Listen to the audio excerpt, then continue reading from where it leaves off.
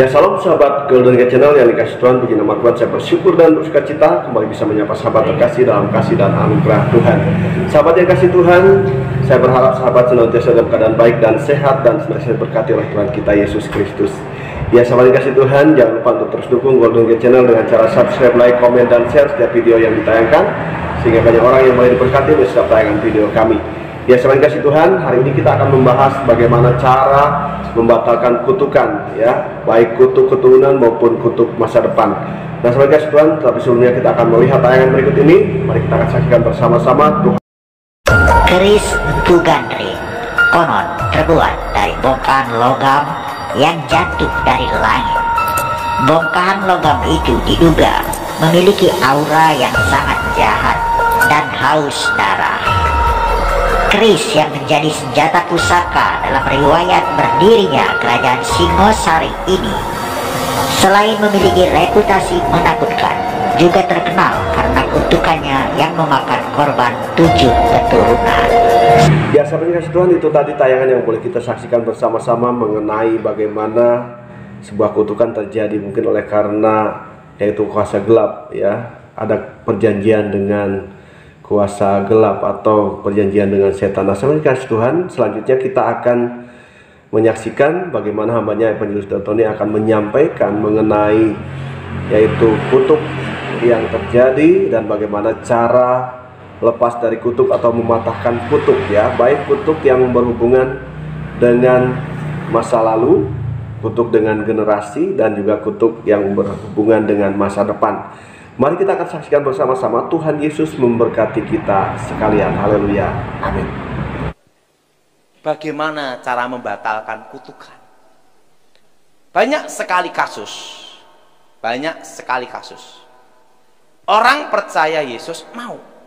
Begitu bertobat, dulunya minta kekayaan sama setan, begitu bertobat langsung habis bangkrut. Dan dikira ini kasus Ayub. Beda. Ayub tidak ada perjanjian setan. Alkitab berkata Ayub orang benar. Apa saudara? Ayub apa saudara? Orang apa? Ayub orang benar. Tuhan menguji, Tuhan mengizinkan, iblis mencobai. Apa saudara? Iblis apa? Mencobai. Tapi Ayub dipulihkan Tuhan 2 kali lipat. Nah, kalau kasus ini kasus perjanjian setan, tidak ada hubungan dengan kasus Ayub. Nah, saudara, pada waktu saya bertobat, saya pelayanan di daerah Jawa Barat, ada seorang bapak, dulunya waktu muda itu miskin, jatuh miskin. Muda jatuh miskin. Waktu itu dia bermimpi ada seekor ular naga besar keluar dari kota Solo. Waktu itu katanya keraton Solo terbakar. Bermimpi ada ular naga besar keluar dari keraton Solo. Setelah itu dalam mimpinya masuk ke dalam rumahnya. Tiba-tiba kan mimpi ini, ada kakek-kakek tua datangi dia pagi-pagi. Nak, pusaka ini mau ikut kamu. Sarungnya putih, morinya. Dibuka pusaka itu. Rangkanya dari emas. Ada tulisan Hono Coroko. Kerisnya lekuk 9. Ada emas dan naga gini. Dan apa yang terjadi? Begitu dibuka gini, langsung gini, orangnya hilang. Bapak ini lihat keris ini, letakkan ke lantai. Kalau engkau keris sakti, tunjukkan kekuatanmu. Langsung keris itu berdiri sendiri gini. Lekuk 9. Langsung keris ini diacungkan ke langit gini. Waktu keacungkan ke langit, tiba-tiba walet-walet langsung datang, bungus, masuk ke dalam rumah kontraannya dia. Dan 3 bulan kemudian rumahnya udah banyak sarang putih. Dia lihat ini keris ini. Apa yang terjadi? Langsung dia jual sarang walet itu, cari rumah kosong dekat rumah waletnya orang. Keris itu diacungkan ke langit, walet orang pindah semua. Wah. Setelah itu dia ambil sarang putih, jual, bangun rumah walet. Dia panen itu sampai 1,5 sampai 2 ton. Kaya raya, rumah waletnya banyak sekali. Tapi dia tidak bisa menikmati hidup. Istrinya selingkuh sama satpam. Dia kena kutukan, mati ndak, hidup ndak, sakit gula ginjal. Keluarganya berantakan. Apa gunanya harta? Kehilangan damai. Betul? Sekalipun dia tidak percaya Yesus, tapi dia itu suka sekali nyumbang gereja. Yang pendeta yang mau ke Israel, di semua ke Israel. Kristen, Islam, Hindu, Buddha, semua disumbang dia. Apa yang terjadi? Walaupun dia belum bertobat, tapi sering ngadakan KKR. Nah, nyumbang gereja. Suatu kali yang diundang saya khotbah, itu udah berapa puluh tahun yang lalu. Bapak ini tidak datang dalam KKR. Setiap KKR dia tidak pernah datang. Yang datang hanya uangnya doang. Apa yang terjadi? Habis saya khotbah, pendeta beritahu saya, Pak Daud, kita akan ketemu donatur kita. Tolong Pak Daud kalau bicara hati-hati. Loh kenapa? Ini donatur kita. Kalau dia tersinggung, stop! Gereja susah. Saya ngomong, gereja tidak boleh dari manusia, dari Tuhan. Iya, tapi Tuhan punya hikmat. Gitu lah. Nah, susah ngomong lah sama pendeta. Daripada ribut, ya udahlah. Apa yang terjadi? Saya ikut ke rumah bapak ini. Bapak ini saudara udah tua. Saya lihat dia. Salaman gini. Bapak ada setannya ya? Saya lihat di lemari itu ada ular besar di situ. Bapak ini langsung pucat. Pendeta di belakang, Pak Daud ingat donatur kita. Donatur. Saya tidak peduli ya.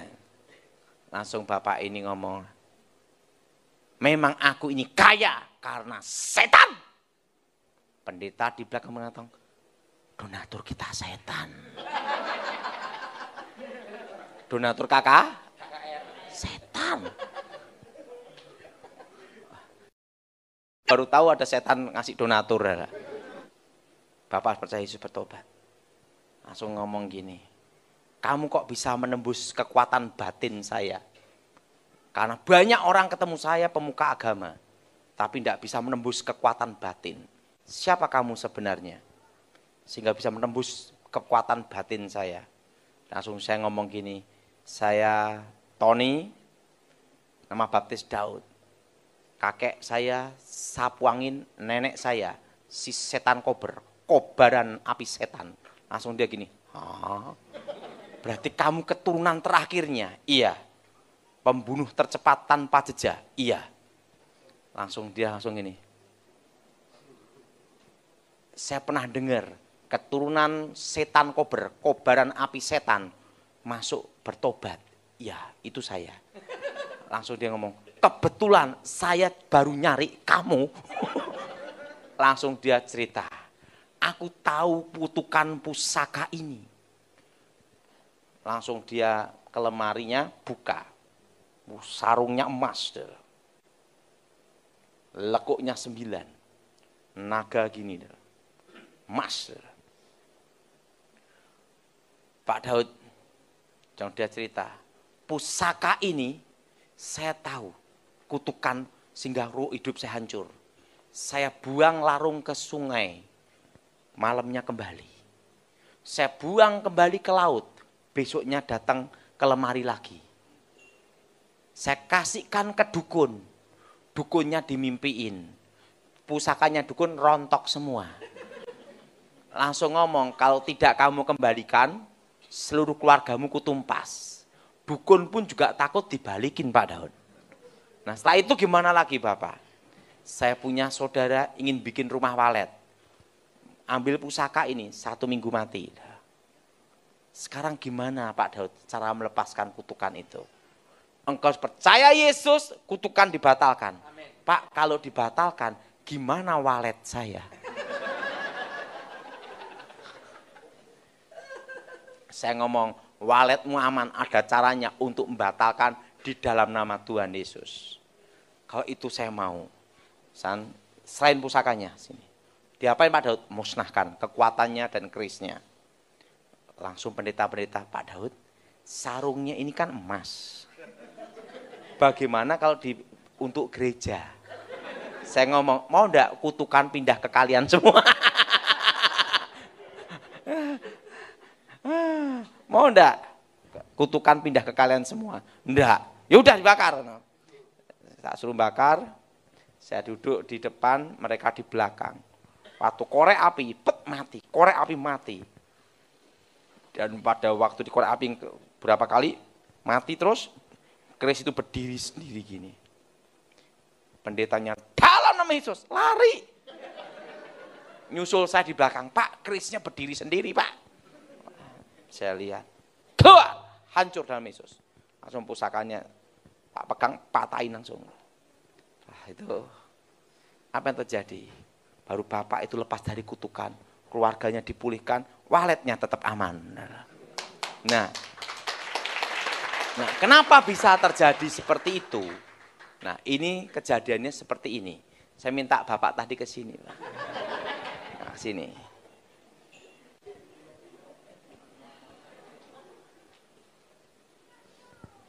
Wah. Oh, hahaha. Yang aku minta kekayaan. Yang aku minta kekayaan. Nama besar. Kejayaan. Kehormatan. Kemenangan. Baik cucuku. Ini sesajinya. Ingat, hari apa Makanlah. Apa yang dimakan itu adalah lambang dari keturunan. Ingat, setan bukan pencipta. Rezeki diambil dari anak cucu. Jadilah ini. Sini Bu, sini Bu. Jadilah ini. Contoh aja. Rumah, tanah, pabrik, ruko. Kan gitu deh. Tiba-tiba datang saya. Saya selalu jadi orang baik aja. Maukah engkau percaya Yesus? Mau. Nah, dalam doa pelepasan, pemutusan, sering doa seperti ini. Ini semua, di dalam nama Tuhan Yesus. Segala perjanjian setan, ikatan kutuk keturunan, kami batalkan, kami hancurkan, kami putuskan. Dalam nama Yesus. Segala perjanjian setan, atas hidupku, kami batalkan. Dalam nama Tuhan Yesus. Setan ini mau nyerang dia tidak bisa. Perjanjian sudah nyerang keluarganya tidak bisa. Perjanjian sudah batal. Tapi ada yang belum dibatalkan. Perjanjian hari Jumat yang bicara masa depan. Apa saudara? Ini. Rumah, tanah, bisnis. Semua diambil. Aku enggak mau rugi juga. Ini diambil. Sehingga ini, bisnis apapun gagal habis. Ruko, rumah, tanah habis semua. Kenapa? Karena setan ini punya hak atas masa depannya. Nah, oke sini Bu. Harusnya di dalam pembatalan perjanjian harusnya seperti ini. Ini semua di dalam nama Tuhan Yesus. Segala perjanjian setan, segala ikatan kutuk roh jahat, segala ikatan kutuk masa depan, kutuk keturunan atas hidupku, keluargaku, masa depanku, bisnisku, tempat usaha, rumah tanah, harta kekayaan, kami batalkan, kami putuskan, hancurkan dalam nama Yesus. Darah Yesus sudah membatalkan segala kutuk masa depan, kutuk keturunan, kutuk masa depan, kutuk generasi atas hidupku demi nama Yesus. Amin. Dari setan ini mau nyerang ini tidak bisa. Karena perjanjian sudah batal. Makasih. Tepuk tangan untuk Tuhan kita. Jelas? Ingat, kadang orang mematahkan kutuk garis keturunan. Tapi dia lupa, harus ada kutuk perjanjian, kutuk masa depan. Ingat, berkat itu pun bicara masa depan. Kutuk pun juga bicara masa. Orang diikat kutuk seumur hidupnya, betul? Nah, kutuk masa depan itulah yang harus diputuskan di dalam nama Tuhan Yesus. Ya puji Tuhan, sahabat yang dikasih Tuhan, kita boleh diberkati melalui firman Tuhan dan juga penjelasan yang disampaikan oleh hambanya Evangelis Daud Tony mengenai yaitu kutukan dan juga cara melepaskan sebuah kutukan.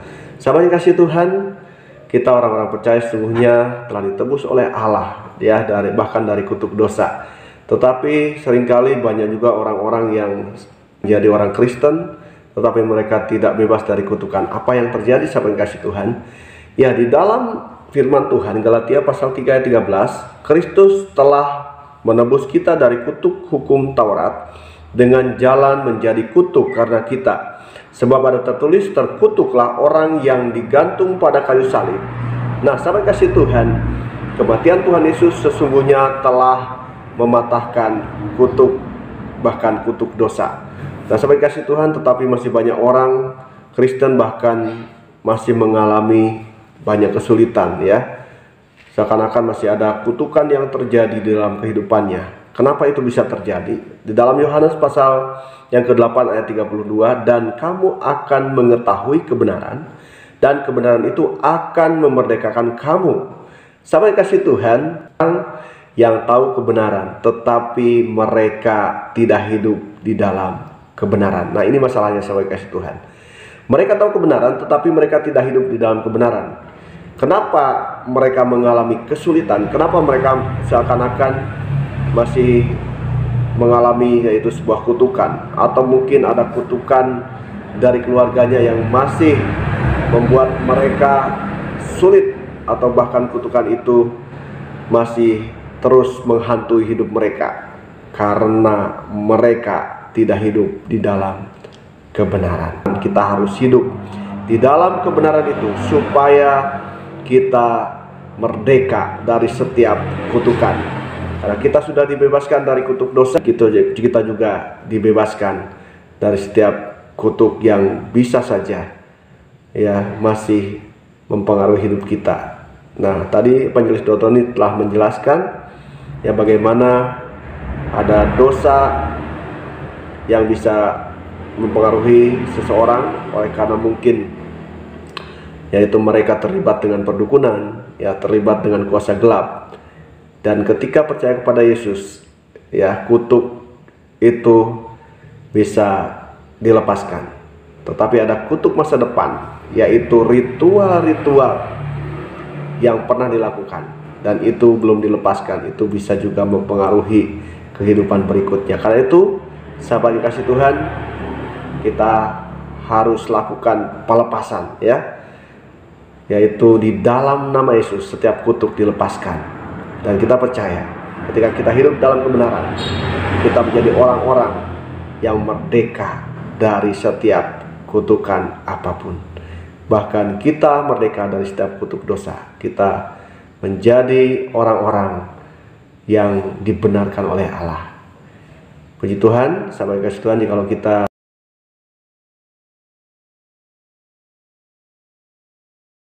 berkati mulai setiap hal yang boleh kita bahas hari ini.